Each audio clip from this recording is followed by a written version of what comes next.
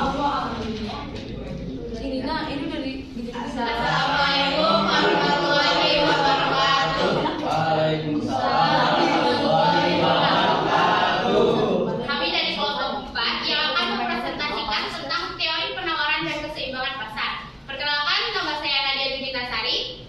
Saya Cindy Misapa. Saya dari Setianiku. Saya Iwan Ramdansyah. Saya Marcel Maulana Fahad.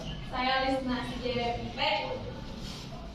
Langsung saja ke materi yang pertama, yaitu tentang teori penawaran.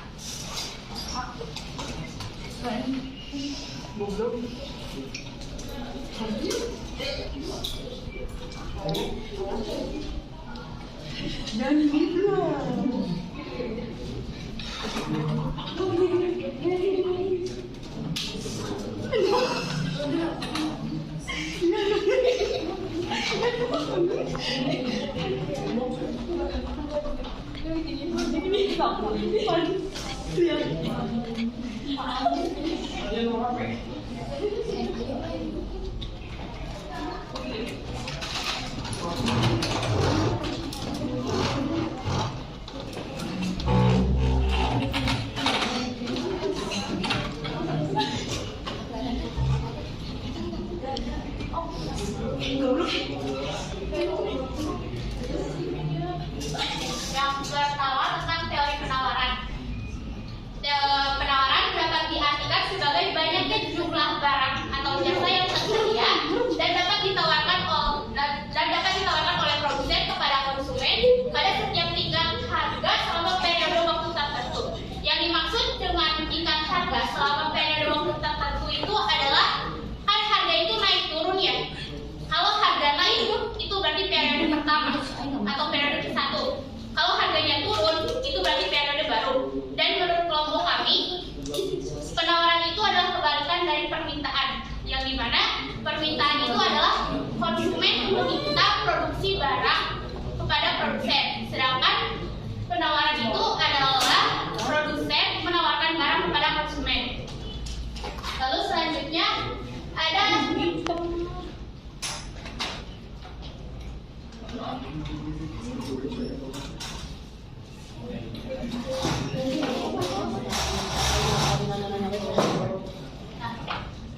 faktor yang mempengaruhi penawaran.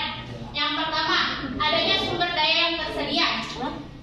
Penawaran dapat terjadi apabila ketersediaan mencukupi. Jika barang atau jasa yang ditawarkan itu terbatas atau langka, maka hal ini menyebabkan kenaikan harga. Contohnya, jika contohnya kita akan memproduksi suatu barang. Nah, barang itu membutuhkan bahan pokok atau bahan baku. Nah, misalnya bahan baku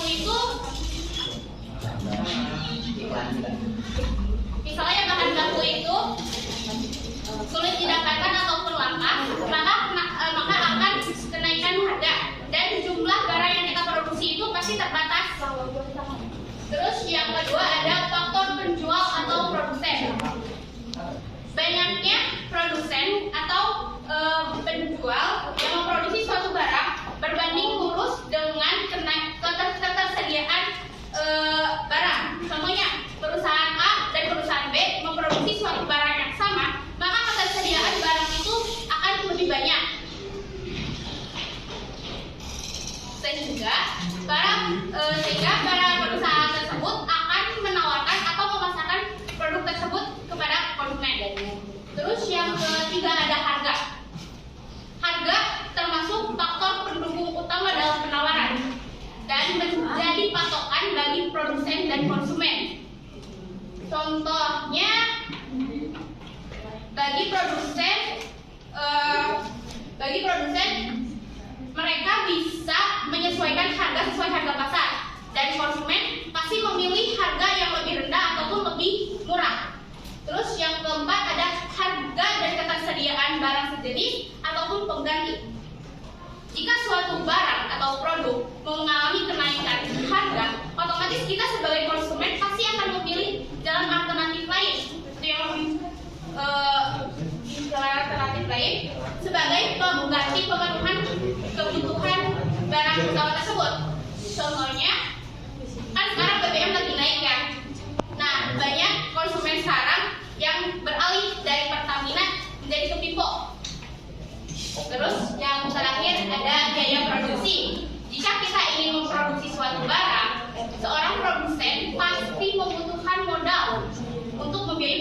tersebut. Contohnya membeli bahan baku, terus membayar gaji karyawan.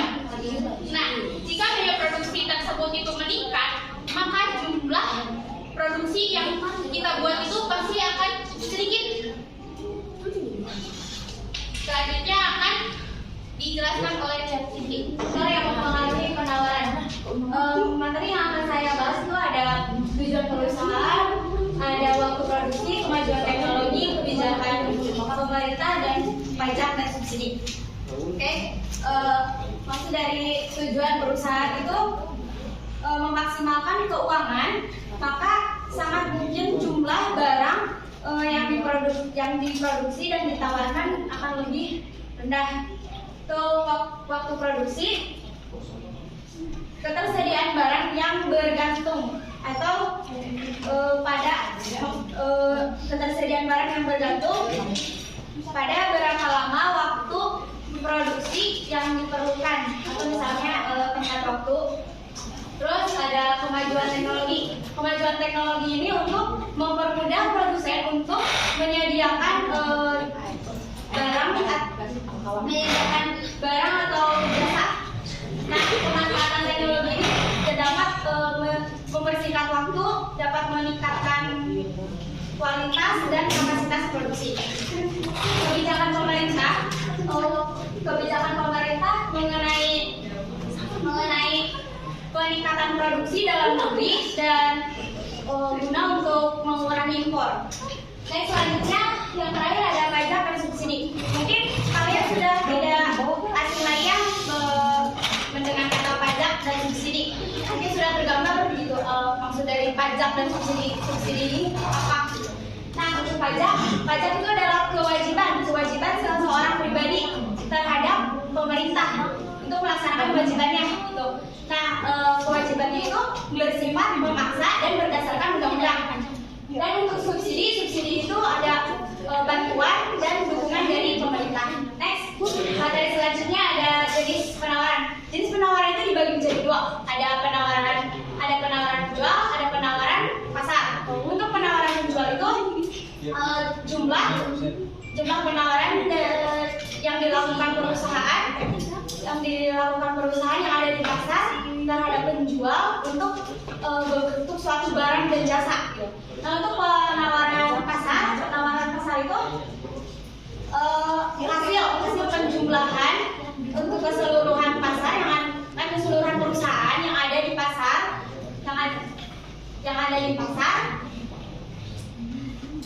terhadap barang yang diproduksi, terhadap barang dan jasa dalam waktu tertentu.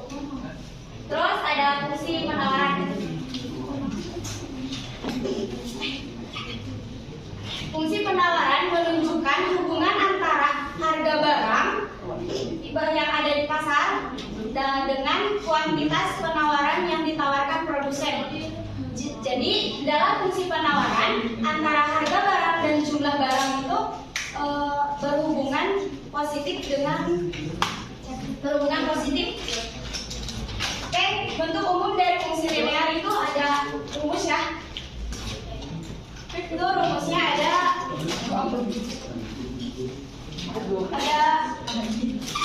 QS sama dengan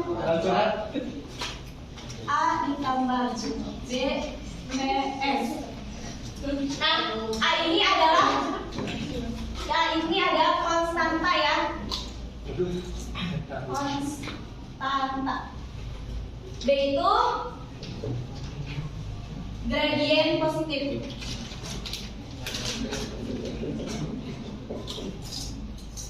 PS itu barang per unit.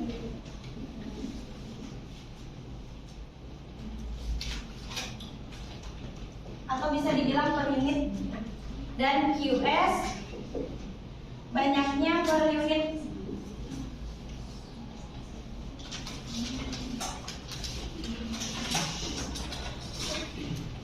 Barang yang ditawarkan.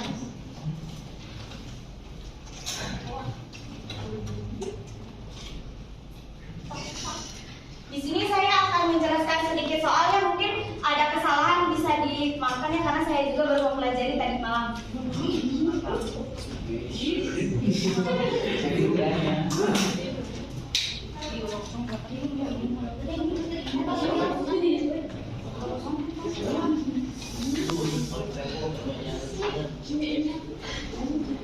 Soalnya ada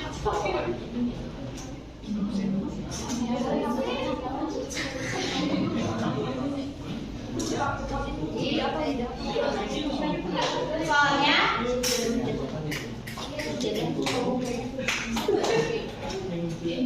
namanya Islam banget.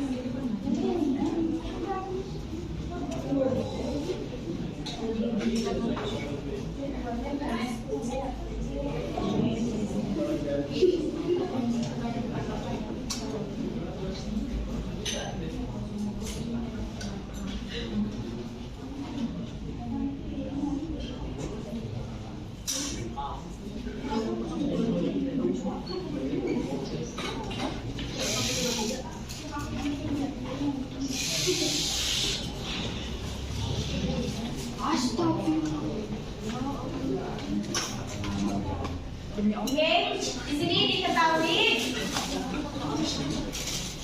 Oh ya, ini soalnya sebuah fungsi penawaran dinyatakan dalam 4 QS sama dengan 12 PS ditambah 2000 apabila P dinyatakan sebesar 5000 per unit, maka jumlah barang yang ditawarkan adalah diketahui fungsi penawarannya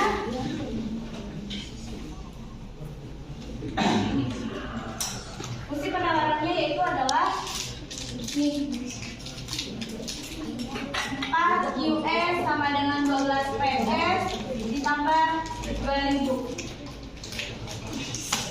Untuk PS-nya yaitu 5000 karena per unit. Ini PS-nya.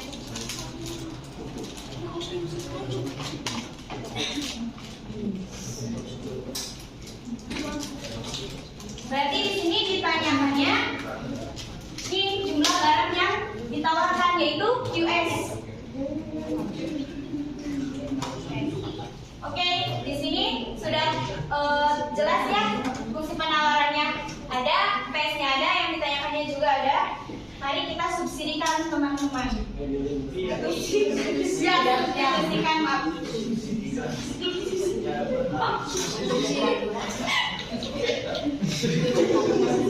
Oh ya.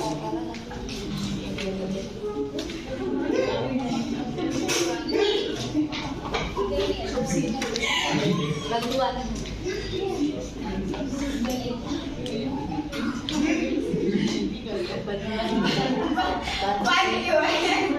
Kemarin 12 ya.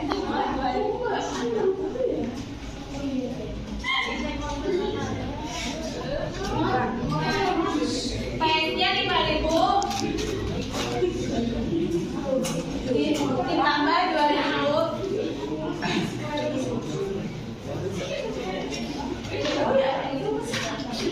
12 dikali 5000 60 ya.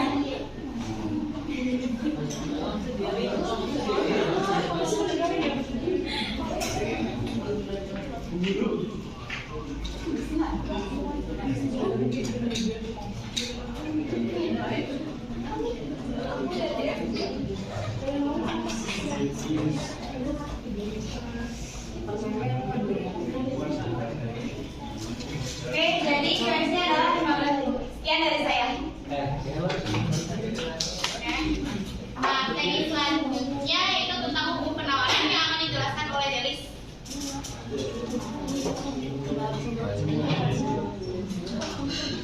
Selanjutnya hukum penawaran, yaitu hukum penawaran adalah hukum yang menggambarkan hubungan antara harga dan jumlah barang yang ditawarkan oleh produsen.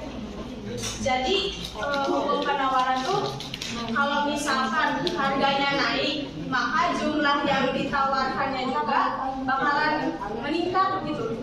Terus juga kebalikannya kayak gitu, misalkan harganya turun, maka barang yang ditawarkan juga bakalan berkurang gitu. Terus hukum penawaran hanya berlaku saat keadaan katalis paribus atau pada saat faktor-faktor penawaran lain yang dianggap konstan.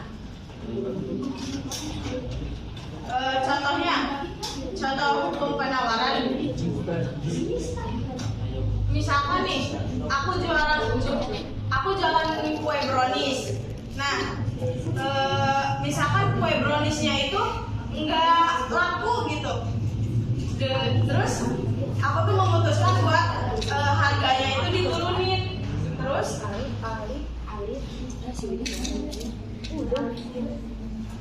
Terus kalau misalkan harga barangnya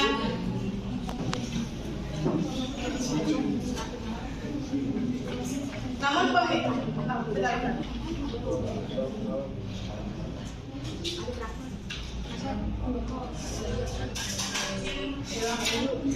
diulang contohnya. Ketika kalau misalkan saya nih menjual kue brownies, terus kue browniesnya itu nggak laku, terus saya sebagai pemilik yang menjual browniesnya itu memutuskan buat menurunkan harganya. Namun aku tuh hanya menjual sedikit gitu, karena yang dijual itu nggak laku. Ngerti nggak? Ngerti. Terus selanjutnya hukum kurva penawaran.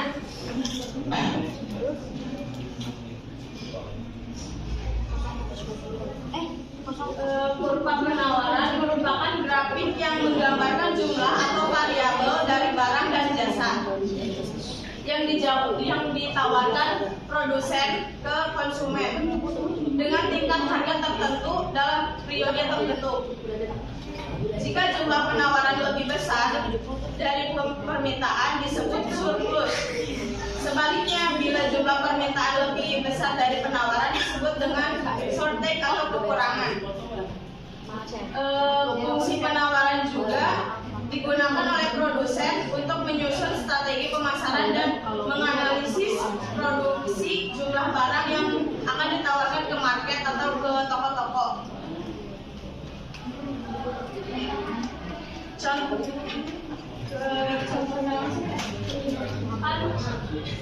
Ini udah ditulis belum?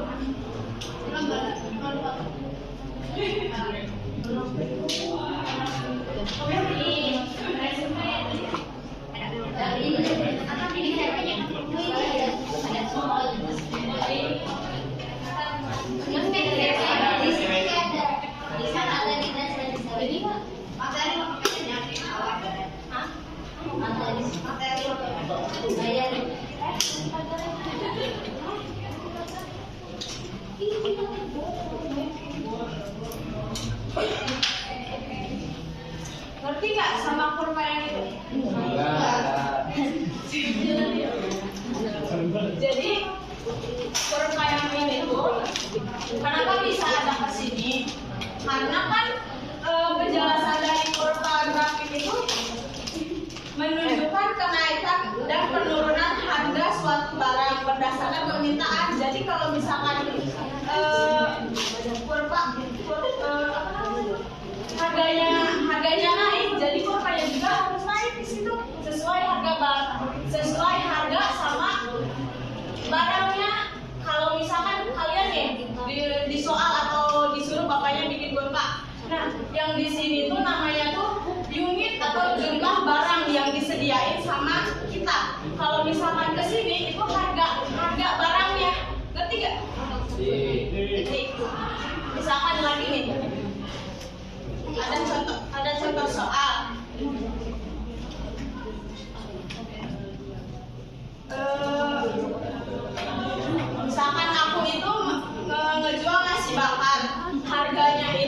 si bakar. Harga awalnya itu 15.000. Terus aku nyetok apa nanti si harga nyetok barangnya itu cuma 70 porsi.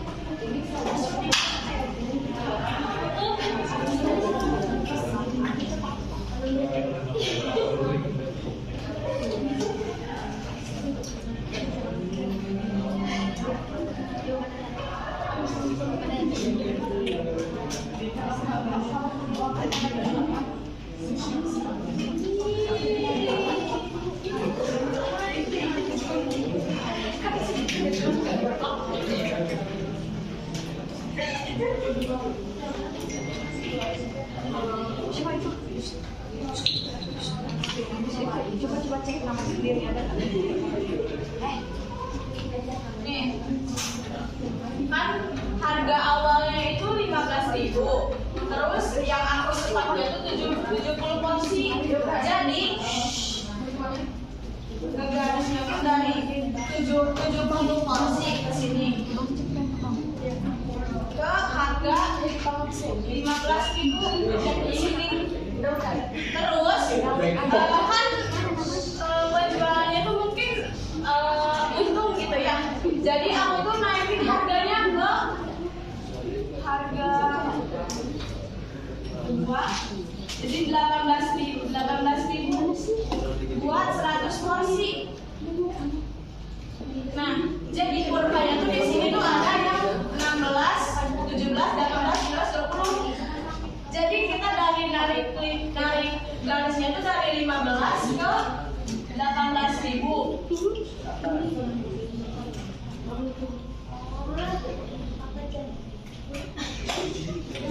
Nah, di sini jadi harus sejajar antara yang apa namanya tuh?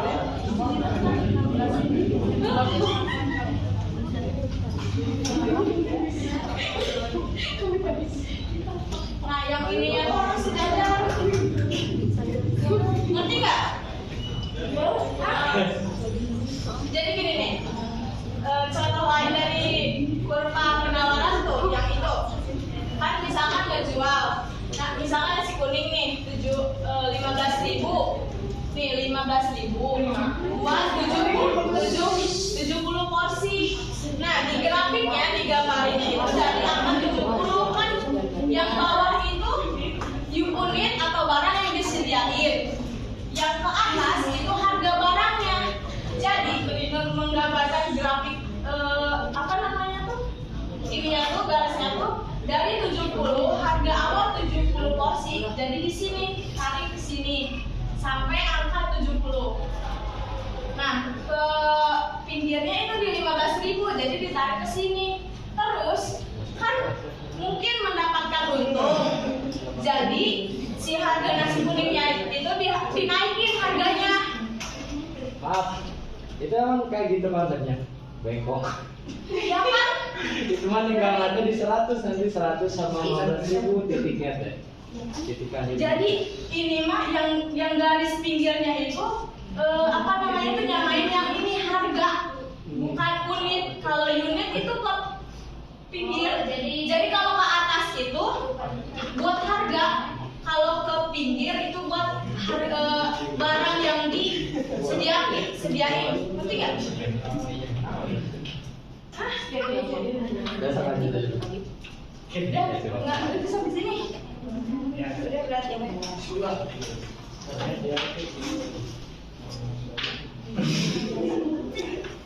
Ya, materi selanjutnya akan dibahas oleh informasi. Oh, Marcel. keseimbangan harga pasar. Keseimbangan pasar ialah kondisi di mana jumlah barang yang diminta sama dengan jumlah barang yang ditawarkan. Contoh, saya mempunyai sebuah toko yang memproduksi 1000 baju dan keseimbangan pasar ialah jumlah barang yang diminta sama dengan jumlah barang yang ditawarkan. Contoh, saya punya sebuah toko yang memproduksi 1000 baju dan menjualnya dengan harga 150.000 per potong. Tapi selama penjualan ternyata tidak ada yang mau membelinya. Toko saya pun menurunkan harga menjadi 100.000 per potong. Pada harga tersebut baju terjual sebanyak 250 buah. Selanjutnya, toko saya memberi diskon lagi dan memasang harga 50.000 per potong dan berhasil mendapatkan 1.000 pembeli. Jadi harga keseimbangan baju toko saya adalah 50.000. Ketika titik keseimbangan atau titik impas pasar tercapai, tidak ada kecenderungan perubahan harga atau harus diperbaiki. Harga ini disebut harga keseimbangan.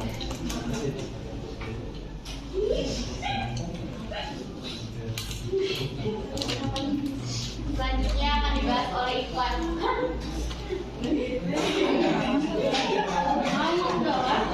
Keseimbangan terbagi menjadi dua, yaitu keseimbangan secara angka dan keseimbangan secara grafik. Keseimbangan secara angka pada kenyataannya interaksi antara permintaan dan penawaran dapat terjadi pada kondisi yang berbeda-beda. Pertama, kelebihan penawaran, yaitu keadaan di mana jumlah barang yang ditawarkan di pasar melebihi permintaan. Kedua, kelebihan permintaan, yaitu jumlah barang yang diminta melebihi jumlah barang yang ditawarkan. Dan yang terakhir adalah keseimbangan, yaitu kondisi di mana jumlah barang yang ditawarkan adalah sama dengan permintaan. Kedua, keseimbangan secara grafik. Perubahan permintaan penawaran, perubahan faktor lain di luar harga dapat mempengaruhi permintaan dan penawaran hingga akan menyebabkan perubahan keseimbangan pasar. Terdapat 4 hal yang memungkinkan terjadinya, yang dalam hal ini pergeseran kurva penawaran, yaitu kurva bergeser ke kanan akibat dari permintaan bertambah. Kedua, kurva bergeser ke kiri akibat permintaan berkurang. Tiga, kurva penawaran bergeser ke kanan akibat penawaran bertambah. Keempat, kurva penawaran bergeser ke kiri akibat dari penawaran berkurang.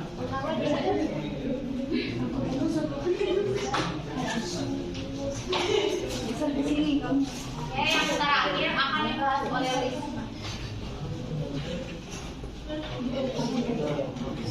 Yang selanjutnya adalah faktor yang mempengaruhi keseimbangan pasar. Ada 4 ya teman-teman. Yang pertama, tersedianya barang sesuai dengan yang diminta. Maksudnya tuh seorang penjual tuh akan menyediakan barang sesuai dengan permintaan si pembeli. Jadi kalau misalkan ketersediaan barangnya yang tersedianya tuh terlalu banyak, terus permintaannya sedikit, itu tuh gak akan terjadi keseimbangan. Makanya diperlukan strategi bisnis di mana barang yang tersedia harus sesuai dengan permintaan si pembeli. Gitu. Nah yang kedua, ada ketersediaan barang sesuai dengan penawaran pembeli. Jadi untuk mendapatkan kesepakatan harga, si pembeli itu melakukan tawar-menawar dengan si penjual sesuai dengan ketersediaan barang yang ia butuhkan. Nah jika keduanya sudah bersepakat dan sudah menyetujui tawar-menawar itu, maka itulah yang disebut harga keseimbangan. Namun jika jumlah ketersediaan barangnya itu sedikit atau langka gitu, itu tuh akan menyebabkan kesulitan si pembeli untuk mendapatkan barang yang lain. Makanya akibatnya tuh kenaikan harga barang itu jadi naik gitu. Nah itu yang mempengaruhinya. Terus yang ketiga itu keseimbangan permintaan dan tingkat ketersediaan. Itu yang dimaksud si penjual harus mastiin dulu jumlah apa sih, jumlah barang yang tersedianya itu harus ada segitu gitu misalkan. Terus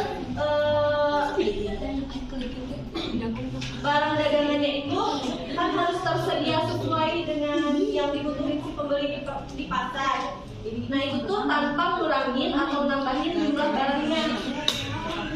Jadi itu yang disebut keseimbangan ini. Nah, di mana keseimbangan tercipta dari harga yang sama dan jumlah barang yang sama.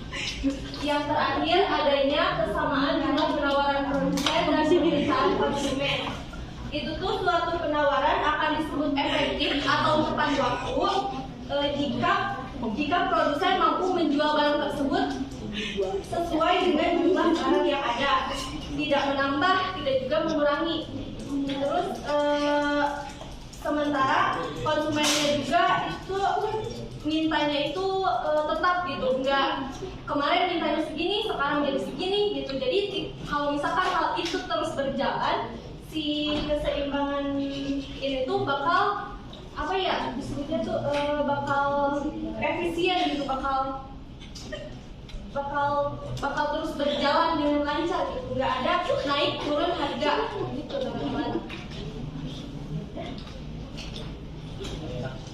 Oke, selanjutnya sesi diskusi kami akan membuka 2 pertanyaan ya. Ayo dulu.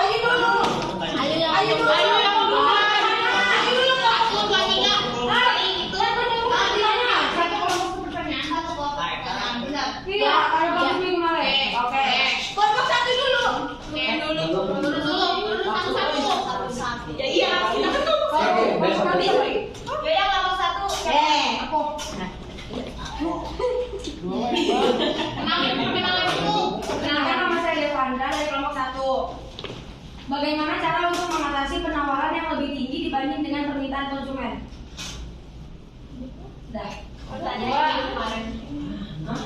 Ya udah nomor yang 1 tuh. Oh yang 1. Oh ada lagi mana? Yang atas. Ayo baca. Yang atas. Menurut kamu, kenapa perkiraan harga di masa yang akan datang dapat mempengaruhi jumlah penawaran? Coba jelaskan. Sama contohnya 5.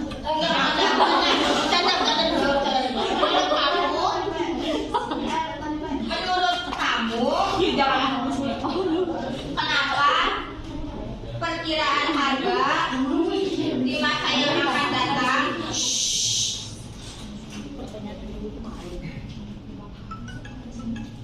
Lanjut. dapat mempengaruhi jumlah penawaran? Coba jelaskan dan berikan contoh. Enggak usah ada contohnya bohongan. Jelaskan aja. Aduh anak pintar. Bapak kelompok 2 siapa? Tidak ada. Kelompok 2 ada. Kelompok 3 udah. Jika suatu pasar tidak mencapai, Perkenalkan dulu. saya Serganda dari kelompok 3 akan bertanya. Jika suatu pasar tidak mencapai suatu keseimbangan, apa yang akan terjadi? Jelaskan. Jika suatu pasar tidak mencapai keseimbangan, apa yang terjadi? Ada.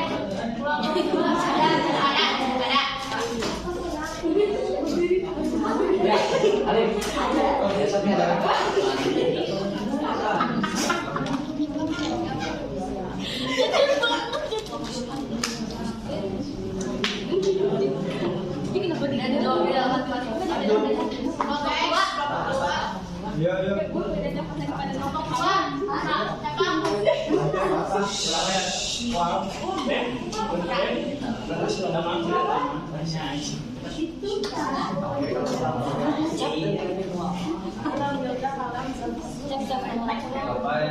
jika penawaran menurun?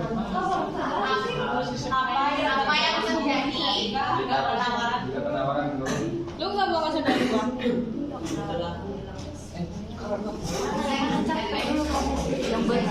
Yang dari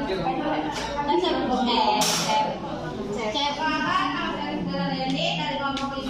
Apakah jika harga barang menurun bisa meningkatkan keseimbangan pasar, sedangkan permintaan konsumen cenderung semakin meningkat? Apakah jika harga barang menurun, ternyata antara permintaan dan penawaran harga barang menurun, ya, apa sih ini? Apakah jika harga barang menurun bisa meningkatkan keseimbangan?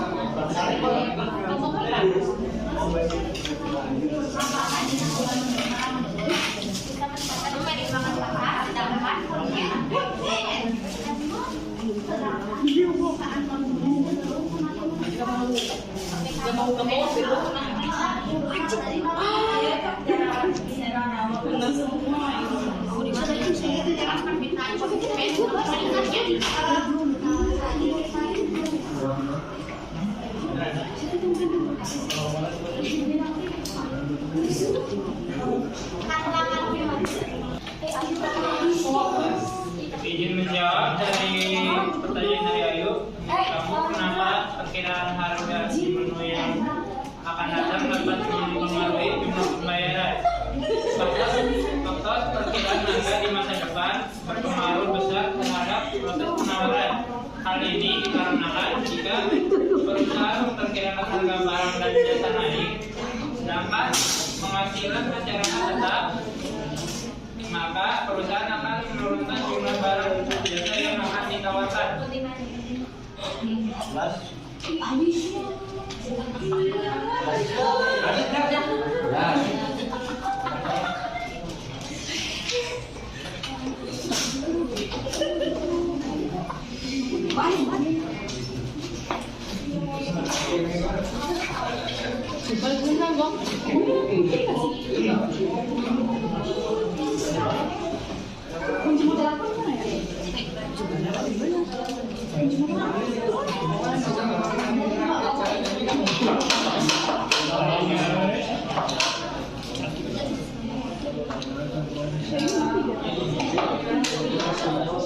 Saya akan menjawab pertanyaan dari Tata. Apa yang terjadi jika harga penawaran turun?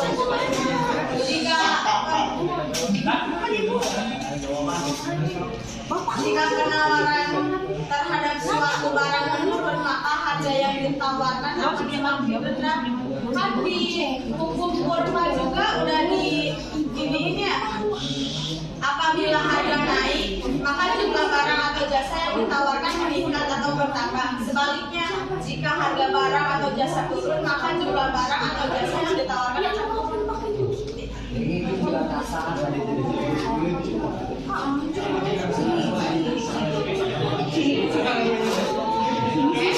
Saya akan menjawab pertanyaan dari Asep.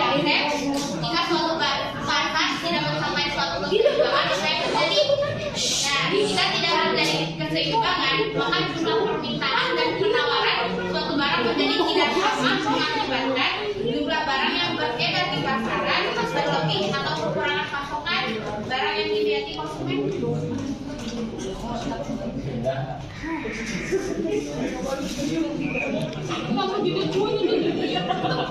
Saya akan menjawab pertanyaan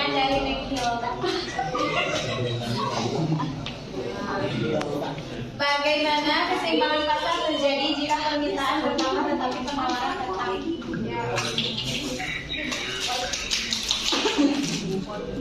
Apabila terjadi permintaan yang cukup, penawaran tetap, maka akan mengarah pada keseimbangan harga dan kuantitas yang menyesuaikan.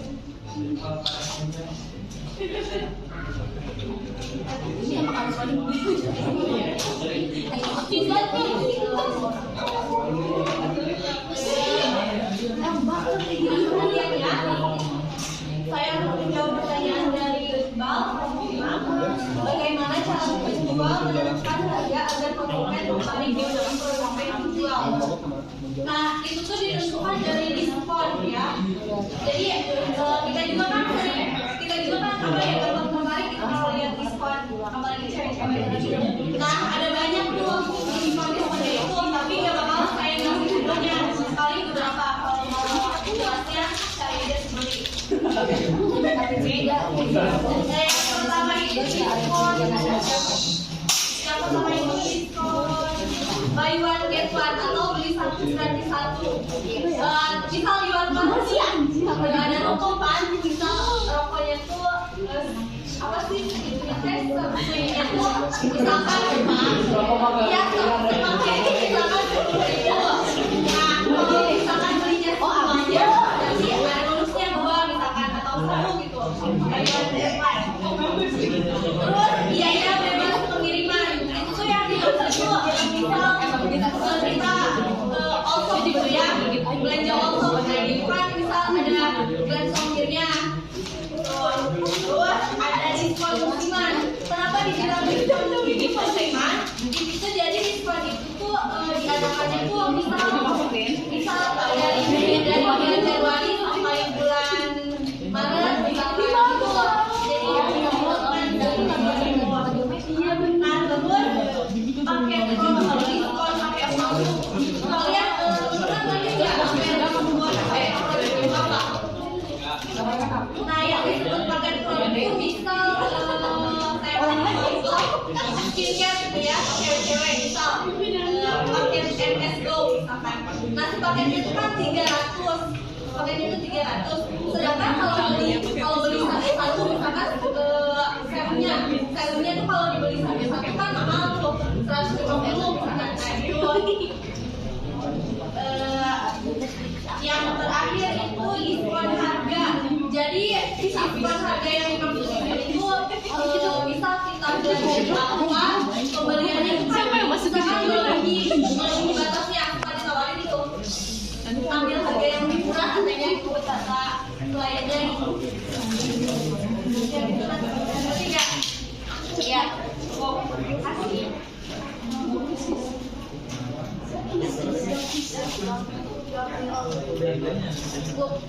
Mungkin itu saja yang bisa saya dapat sampaikan.